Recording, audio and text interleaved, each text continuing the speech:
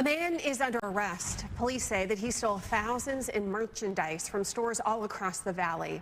30-year-old Jeremy Bean has been indicted on 42 counts of organized retail crime and shoplifting. And according to the indictment, Bean targeted Home Depots across the country, including in Chandler, Mesa, and Phoenix.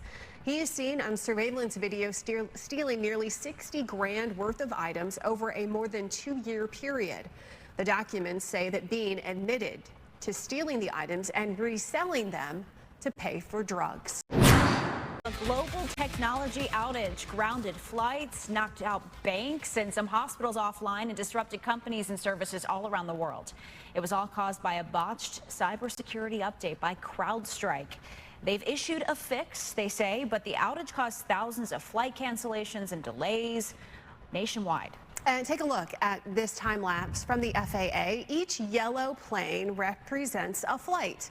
And you can see that the day started with very few flights, since so many airlines had to ground their planes. But eventually, the FAA got involved and helped get air traffic flowing once again. But yeah, it started out pretty bad this morning. And this outage sent anyone who needed to catch a flight today scrambling. Yeah, if you did not have to fly today, count yourself lucky. Fox 10's Lauren Clark joins us live at Phoenix Mesa Gateway tonight to share what things look like now and what it was like earlier today. Hey there, guys. Yeah, this is really a night and day difference here right now. We have a little bit of a line at Phoenix Mesa Gateway, but certainly nowhere near what we saw earlier this morning. This as people have had their flights delayed or canceled and are trying to look to see what they can do tomorrow. We found out that our flights were canceled. Christina and her friends were supposed to be back in Appleton, Wisconsin hours ago.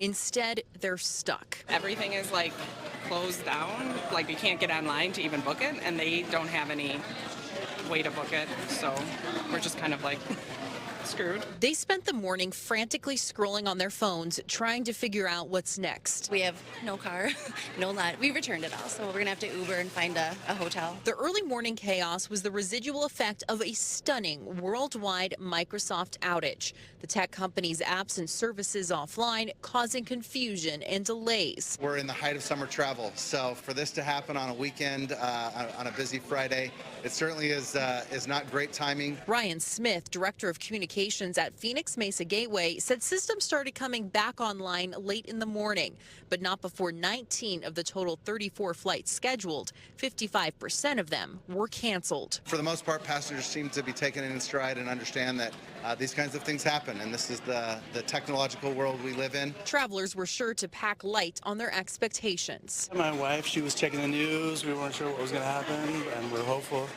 that we would get on. As the day went on, more made it on to their scheduled flights. That's what the ticket agent told Brent heading to Idaho with his 2 sons. All 3 say they're just happy to go along for the ride. And then, yeah, kind of a little longer line than we thought, but it's all right. And if you're going to be traveling tomorrow, probably still a good idea to get here just a little bit earlier. This is a lot of folks who had their flights canceled today are probably going to be rebooked then, too. Reporting live here in Mesa, Lauren Clark, Fox 10 News. Lauren, thanks. Things also appear to be getting better at Sky Harbor Airport tonight, but early this morning, there were some really long lines due to that outage. You can see, we'll show you here how long the lines were with people in Terminal 4 this morning. Yeah, that's a big backup. That'll take you a while. According to Sky Harbor Airport, there have been over 160 delays and more than 24 flight cancellations in the last 24 hours. We spoke with some passengers there who got caught in those lines. I'm cooking for an event in Memphis, and I'm scared.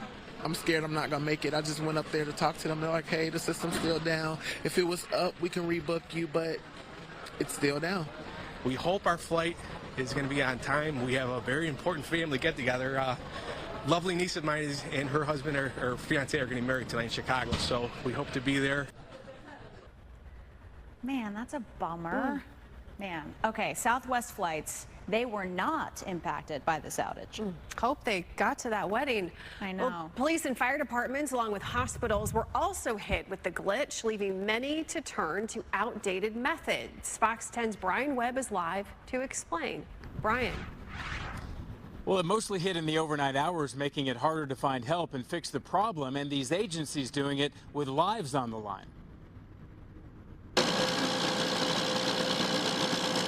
Fire departments from Phoenix up to Prescott Valley all caught with their suspenders down. The 911 calls kept coming in, but responding meant turning to pen and paper or other technology. The good thing was that cell phones still continued to work, so crews could plug an address into their phone and use that mapping to get to a call. Same with police departments and the sheriff's office. Phoenix PD and the Maricopa County Sheriff's Office had both systems shut down. Some callers placed on hold during emergencies. A worldwide wake-up call over a bad batch of computer code. The medical sector is probably the most concerning. 911 systems were down, so there was a lot of mission-critical things that got impacted by this. There's going to be a lot to learn from this, but unfortunately, this is an aspect of this interconnected, high-speed, hyperactive tech world that we live in. Hospitals were hurting too. Banner shut down many locations from clinics to urgent care, only keeping its hospitals open.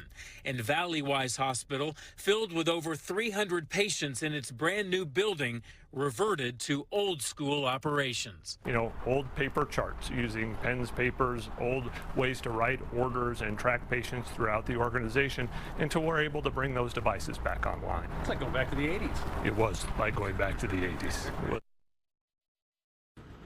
Most, if not all, of these agencies train for this kind of thing and say their systems were back online sometime this morning. Live in Phoenix, Brian Webb, Fox 10 News.